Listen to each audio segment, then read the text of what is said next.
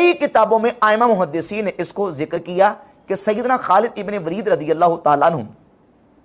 मकाम हीरा पर एक मकाम पे पहुंचे तो वहां के लोगों ने आपको बताया कि यहाँ लोगों से आपने बच के रहना है, कहीं ये लोग आपको जहर ना दे दें। तो सैयदना खालिद इब्न वलीद रज़ी अल्लाह ताला अन्हु की ज़ात अक़दस का जो अल्लाह रब्बुल इज़्ज़त की ज़ात पर तवक्कुल और अल्लाह की ज़ात पर भरोसा और ताल्लुक़ माल्ला था, उसकी बुनियाद पर आपने फरमाया कि वो जहर लेके तो आओ, जिस जहर का मुझे तुम डरा रहे हो कि ये तुम्हें जहर देके मार देंगे। आपकी बारगाह में वो जहर पेश किया गया तो आपने उसको अपने हाथ पे रखा, वक़ाल बिस्मिल्लाह, अल्लाह का नाम लिया, फ़क़्तहमहु, और घूंट भरा, फौरन मुंह में डाला, 1 मिनट नहीं लगाया। फलम यदुर्रहु बिइज़्निल्लाहि शैया, अल्लाह रब्बुल इज़्ज़त के इज़्न से उस जहर ने आप पर कोई असर नहीं किया। ये अल मुसन्नफ है इमाम इब्न अबी शैबा की किताब, इसमें रिवायत नंबर 34,400।